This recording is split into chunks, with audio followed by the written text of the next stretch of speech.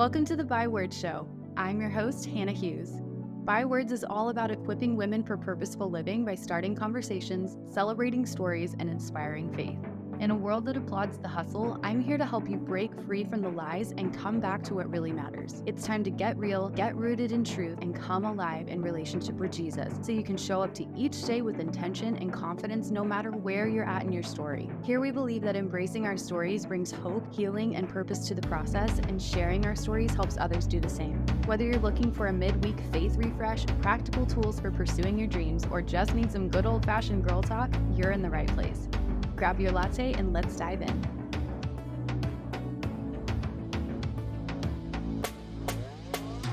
Hello, everybody. Welcome back to another episode of the Bywords Show. Today is the day, and I am so glad you're here. Y'all, we're in for a treat because we got a double dose of Hannah's today. We've got Hannah Koumakis. Wait, is that how you say it? Did I say it right? Yeah, amazing. Okay. I love with the American accent. It sounds great. It's so good. Because I always get like super like freaked out. People are like, no, I'm Canadian. I'm like, I'm sorry, embarrassing. But yeah. Oh my cool, gosh. American. I'm sure it's the same for you guys too with Australia. Do people get it confused? Oh my gosh. I can't tell the difference between you guys and Canadians, and I should. But yeah. Anyway, apologies. Keep going with your intro. No, I love this. You guys, I just got to say, we've already had like a whole production happening before we hit record on. This is our take 2 of recording this podcast. Hannah is coming from Auckland. Are you in Auckland right now? I am. Yeah. Okay. So across the world, I got to say you are the farthest podcast guest because we're like on opposite sides of the world. So this is a special moment for our Bywords Show over here. I know. And but you're a whole day behind as well. It's crazy. You're still on Tuesday. I know. So funny. I mean, honestly, time zones are so hard for me. And so this was a hard one. The hardest part about organizing this was just figuring out the time. But we're making it happen. My daughter's asleep on the bed behind me, and here we are. We're here. So you guys are seriously in for a treat. But I am so excited to have you here, Hannah. You guys, I found her on TikTok, which is so funny, when we were planning our New Zealand trip, and she was posting about all these recommendations in Auckland. And then I started following her and realized she's actually so cool and has this community called Dear Community and a podcast and all these things going on. So Hannah, I'm seriously so excited that you're here. Oh, thank you. No, it's such an honor to be on here, and I love fellow believers as well, and it's such an important part of my life. So I love whenever I can talk about my faith, and it's amazing. Yeah, absolutely. Well, let's get into it. Would you start by just kind of telling everybody about who you are, what you do? Yeah, amazing. Well, yeah, hi, my name's Hannah. I am 24 years old. I'm from Auckland, New Zealand. I'm born and bred in Auckland. I have got a few different things going on, just a few. So yeah, one of them is like what you mentioned, Hannah, was I run a community called Dear Community, which is a non-profit organization for women, because I came to this idea a few years ago and I was like, how are people making friends if they don't go to church? Because I go to church and I've got my friends and I was very comfortable. And I think there's this danger of being when you're comfortable. And sometimes you need to make sure that you get out of this kind of comfort, because otherwise it can lead you into this kind of state of being just complacent with your life. And so I was like, actually, why don't I kind of get uncomfortable by creating something that, is kind of a bit out of my comfort zone in terms of actually being around heaps of strangers. I don't enjoy it. But I was like, you know what? No one's doing anything about it. Why don't I do something about it? And so, yeah, I was like, I'm going to create something. And I'm the kind of personality that I'm like, if I've got something in my head, I'm going to run with it fast. And so I was like, you know what? I'm going to create something. And that day I created it, and it was called Do Life Together. I didn't like the name, and so I changed it 3 days later. And I was like, actually, Dear Community. Like I've got a brand called Dear the Series, which is a series of guided journals, which I'll get to that. And I was like, well, why don't I kind of create them sister companies? And so this will be called Dear Community. And it's just stuck, and it's stuck ever since. And, we're nearly 2 years into it, and we've got 16 different cities across New Zealand. We've got about 27,000 people that follow the Instagram account. We have about 50 events every single month. We've got 70 leaders, 2 interns, and it's amazing. And it's so cool to be able to see, this community growing. And I feel like kind of touching on the real reason, I guess, why I created it was because that's how God designed us to live in community with other people. And so I thought, if people don't have that through church, I want them to feel that through something else. I don't want Dear Community to scream as a Christian organization, because it's not. It is me as the founder having this underlying belief of this is what I want the foundations to be. But I don't want it to be Christian just because I want it to attract everyone. And then for people to see, oh, there's something different here. This is God.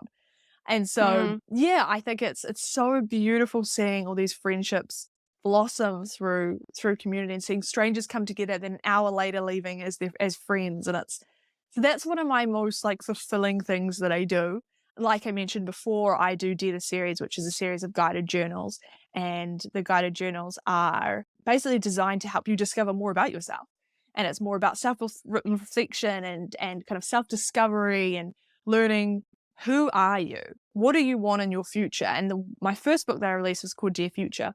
And it was all about, what do you actually want in life and how are you going to get there? I'm a futuristic person, but there are a lot of people that aren't futuristic.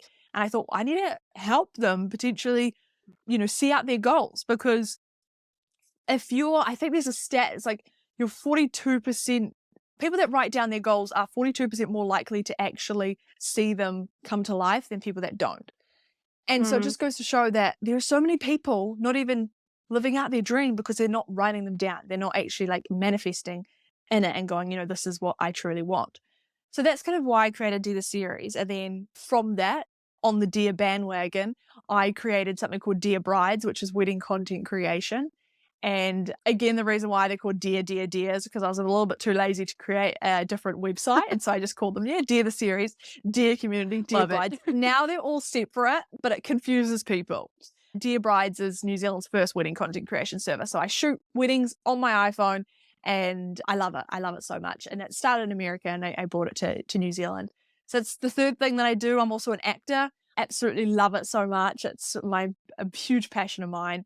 I also, as you mentioned, I'm on TikTok. So that's also a business in a way where I do brand deals. And I love that. I love the community there. I also have a secondhand clothing kind of selling account, which used to be quite big and then now I've kind of faded out. So it's called Everything Vintage. But yeah, I probably shouldn't really consider that something that I do. And then I've also got a podcast as well. But that's kind of a little bit on the back end of all the things that I want to do. I'm a little bit too busy for that. But one thing that is growing, and today actually I landed 2 clients, which is super exciting, but it's a marketing agency. So I've got social media clients and I've got contractors that work for me. So that's really exciting, getting to work with different clients. But yeah, so that's just a few of the things that I do. Yeah. A little bit That's busy. amazing. Yeah, I feel like we're so similar because I am also someone who's multi-passionate Oh, and yeah? I get like 1,000 ideas a minute and I'm like, I have to do it all. I have to do it right now. I just Yeah. get so excited. And it's just really cool though to see how all of those dreams have kind of a similar theme of just like Yeah. bringing people together, which Yeah. is so special. And I love how you mentioned at the beginning, because I was thinking about this earlier today, actually, Mm. how hard it is to find friends as adults because Mhm. you're not like in school or doing something to where you're around people all the time and automatically forming relationships. So it's Exactly. like, especially like you mentioned, if you're not going to church, where do you find these people? Yeah. So I think it's really cool that you've started this community and made it not just a Christian thing, but something where everyone can come Yeah. and then also experience like what you said, what we were designed for by God to be in Totally. community. That is so cool.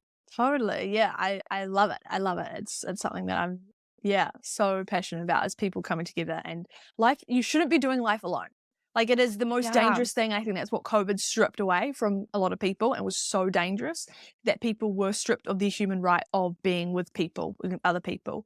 So I think it's bringing that back and mending those hearts that were, broken and shattered because of the loneliness. Absolutely. So, what was it like for you when you took this idea and Mm. you created Dear Community, and all of a sudden you've got locations all over, tons of people, I mean, thousands of people following along, wanting to be a part of this? Like, what was that like for you seeing the response? Yeah, it was crazy. When I first launched it, I was like, sweet, it's gonna be in Auckland. And then I started getting interest from different cities and I thought, okay, cool. What I could do is every first week of every month I'd fly to Wellington. And then the second week I'd fly to Christchurch. And the third week I'd fly to Queenstown. And I was like, oh my goodness, Hannah, no, you need to start delegating. And so I learned the power of delegating, and I was like, I wonder if anyone will want to volunteer. Nah, surely not. Like, surely no one will want to give their time for me. And then I realized that actually there are a lot of people that they want more in life. They want to do something more. They go to work, they come home, and they want more. They want to feel purpose. And I love the fact that Dear Community can give that to them in the sense of, yeah, you are a leader. You can own that. You can be the leader for Queenstown. And so I think it's so beautiful. I'm constantly in awe that there's 60 people that volunteer their time to Wow. to do events for strangers. We do events just because we want people to come together. And these aren't necessarily Christian girls. These are just girls that have a heart for people. So yeah, That's it's so pretty epic. cool. Mm, Yeah, that's amazing. And it just says so much. I know you mentioned COVID, but even like I'm sure you know, being in the social media world as well, mm, you talk about this in Dear Community, how we are supposedly in the most connected era of all time. And yet we are feeling lonelier and more disconnected than totally. ever. Totally, yeah. That's like, yeah, pretty much my slogan for Dear Community. It's like how did we get to this stage? It's, people are sitting there mindlessly scrolling, gone are the days of neighborhood, kids playing out on the neighborhood, on the streets, people are glued to their screens and it's like, no, we're connected. No, we're not. We're not anymore. Right. And so it's sad. Mm, Yeah, absolutely. So, in your journey of like creating Dear Community and like processing through this for yourself, like realizing, okay, we were made for this, we're designed for this by God to be in relationship in community. mm, Did you experience loneliness in the journey? Like, how have you navigated that? And like, why do you think it's so hard for so many women? Obviously, you've known from the mm. response that so many people are craving that deeper connection. Totally. Oh, 100%. And the sad thing is that I felt the loneliness when I shouldn't have because it was during my school years. And so when Mhm. I went to school, I was homeschooled for 7 years. And then when I went to school in year 10 to year 13, I felt this deep, deep sense of loneliness. I was surrounded by people. And I remember this moment clearly. I was sitting in, and it was glass where it was just one way, like you could just see one way and the other way you couldn't see in. And I sat there and no one realized that I was sitting watching, and it was out on this like big courtyard and it overlooked this courtyard. And I sat there and I just felt so lonely amongst hundreds and hundreds of people. And I Mm. saw my friends hanging out and chatting and laughing. And I was like, I don't have a group. I don't have my friends. And of course I sat with people, but I never felt that deep, like I'm happy with the people that I'm with. And I was always constantly always left out from parties, always left out from everything. I always felt like that kid that was chosen last for everything. And I hated that feeling. I hated it so much. And I've had it for so many years. It's like, I want to be included. I want to be chosen. I want to be a part of something. And so it sucked. It really, really sucked. It was hard for me. And Yeah. I just don't want anyone to ever feel that. And I think especially when you get into the workforce or you're working from home or you're working with people that aren't maybe your vibe and you're like, actually, I just want to be surrounded by people. It can be so lonely. And especially in New Zealand, sadly, we have the worst rates for suicide in the whole world for mental health. And it's like, this is due to there's a lot of factors, but one of the main factors is loneliness, is people need community. And so, yeah, it's really sad, but I think it comes from personal experience as well. Like I know what it's like. Yeah. Yeah, absolutely. I've been there too. I mean, I feel like everybody has been there at some point, and Mm. it's so hard when you just feel like Mhm.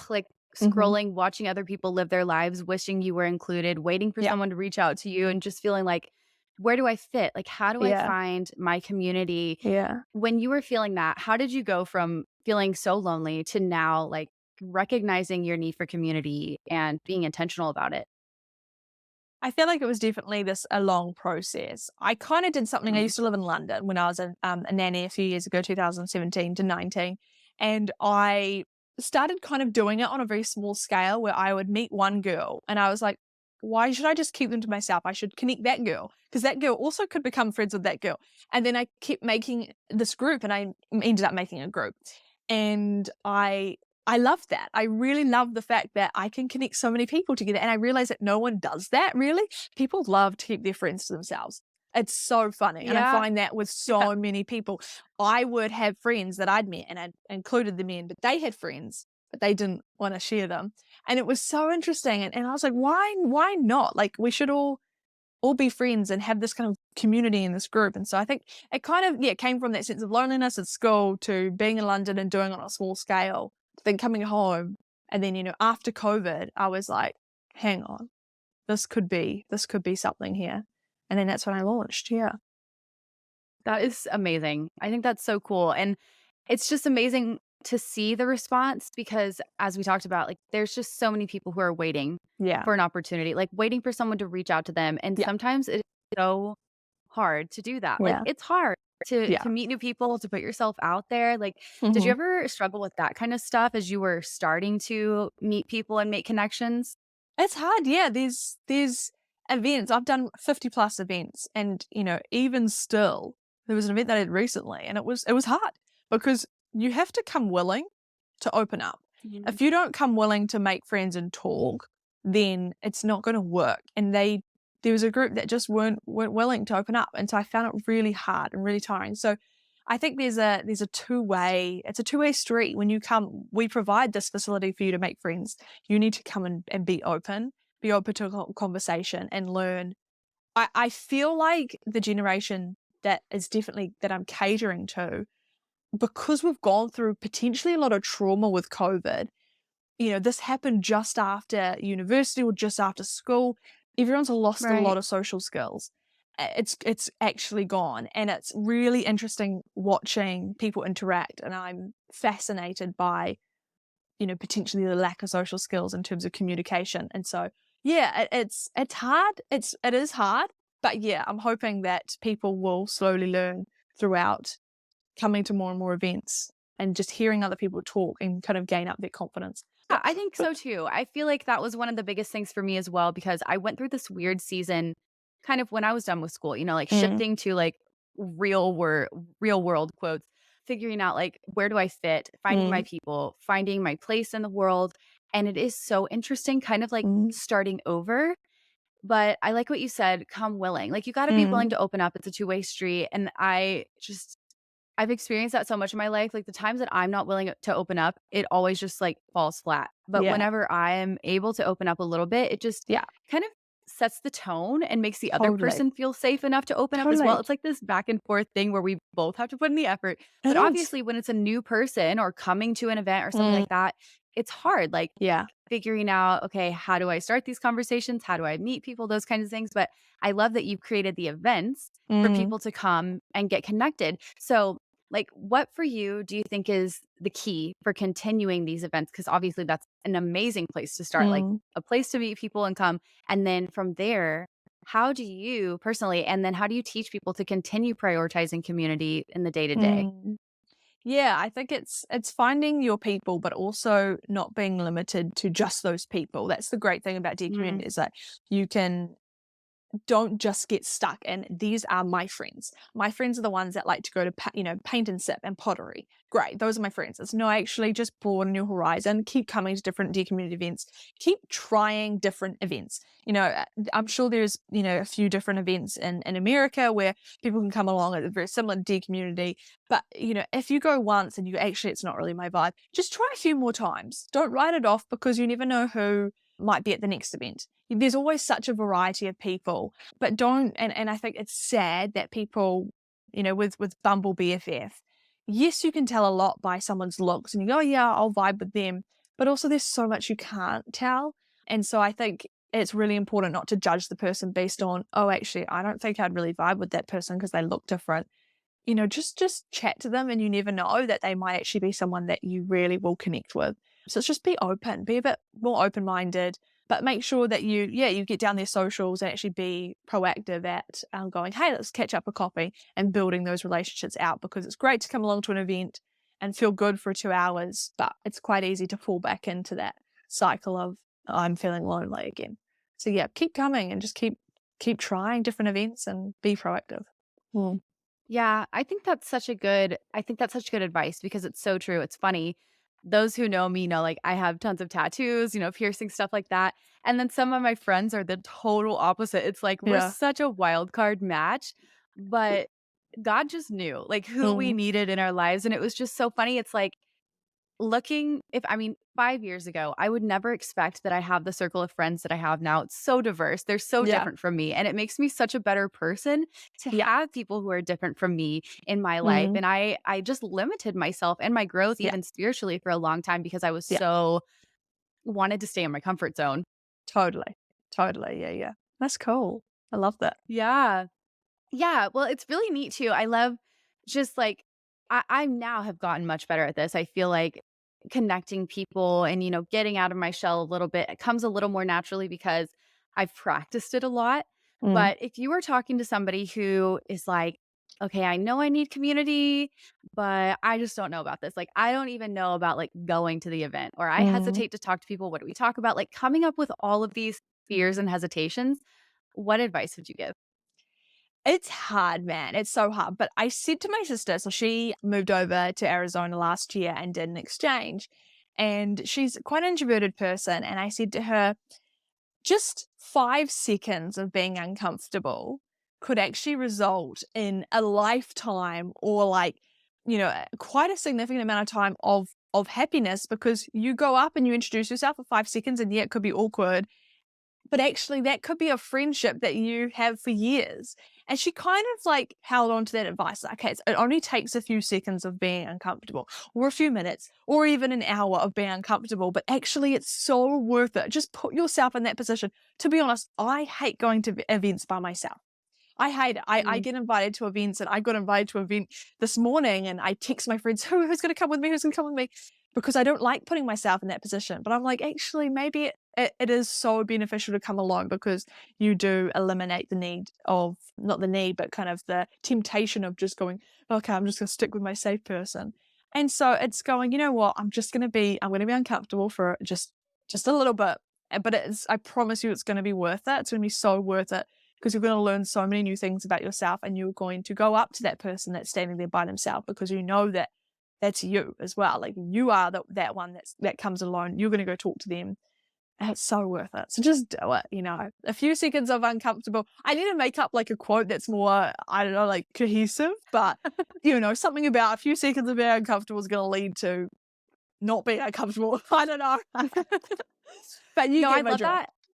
I love that, and it's so true because when I think about the closest friends in my life, Mm, number 1, I don't even remember the exact moment that I met some of them. I'm sure it was awkward, yeah, but getting past that has led to some of the greatest relationships of my totally. life, and so I agree. I agree with Yeah, that so much that it's worth a little bit of discomfort and yeah, awkwardness yeah, to put yourself out there and potentially meet someone who could be someone that's just such a key role in your life years from totally, now. It's so totally. cool to think about that. Mm, I wanted to ask you something. I was thinking about this earlier, and it's something that I don't hear a lot of people talking about, yeah. but because you're in the social media world too, I would love to hear your thoughts on loneliness versus, like, the highlight reel of I guess what I'm trying to say is I have a small social media presence and people will look at my feed and I'll have people comment like, "Oh, I'd love to get together. I know you're so busy all the time. You've got stuff going on and all of that." And I'm sure there are other people like that where I look at their feed and it looks like, "Oh my gosh, she's way too busy to be my friend." But they would never know that I struggle with loneliness and that other people struggle with it too. Like, what are your thoughts about that? How the highlight reel of Totally. social media has totally confused us and changed Yeah. her perspective Mm. of, like, it's not perfect 100% of the time. Like, everybody struggles with that sometimes.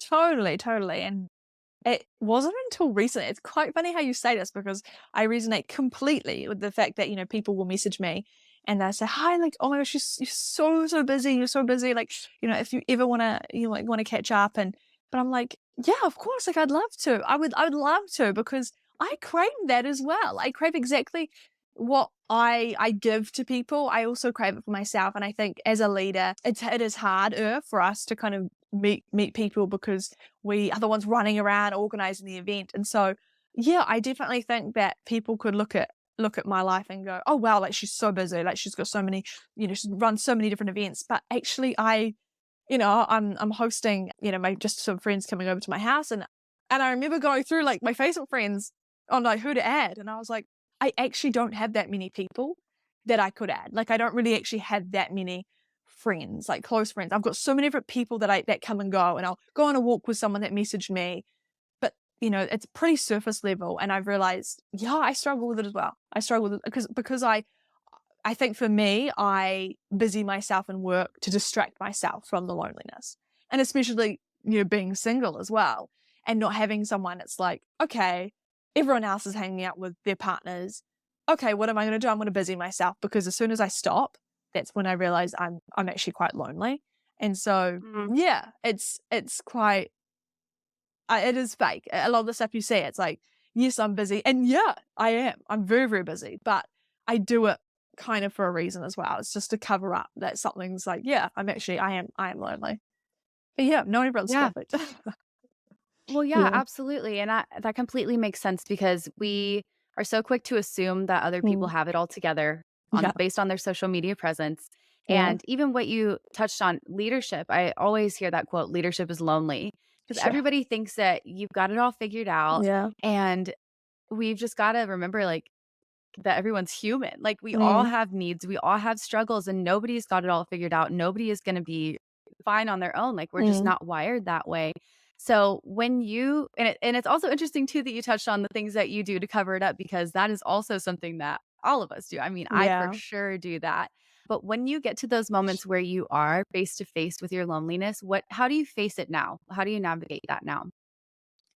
I think, like I said, it is just busy myself with something, but sometimes I've got amazing flatmates and I love hanging out with them and kind of surrounding myself with a few people. I think I used to be so fixated on the quantity of friends. Now I'm like, I just want the quality of friends.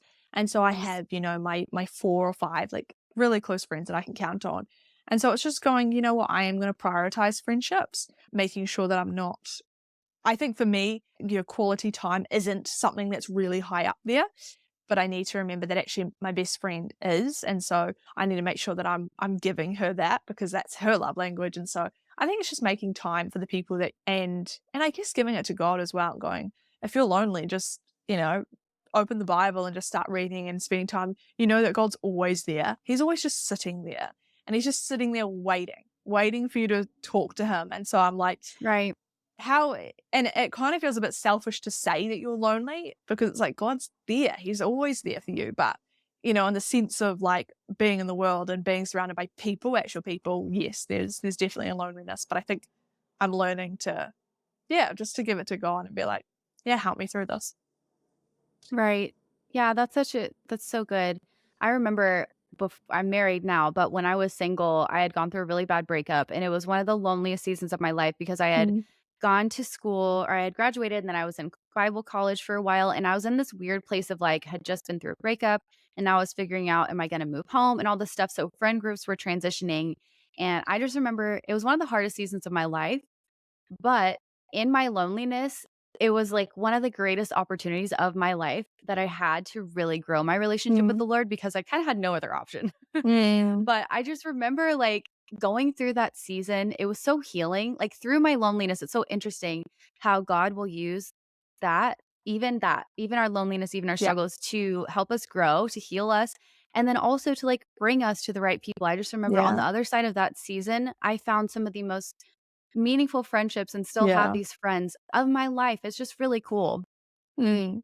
Yeah, no, definitely. And I think also, touching on the singleness and loneliness is that it's his time with you. Like he gets you and Mm. your undivided attention. It's like he wants to savor this moment as well. And I think too often we wish it away, but it's like, let's just walk with God and hold his hand and go, okay, this is my time with you. And I can focus completely on you before someone else comes into the picture. So I think that's something else to also remind us of as well.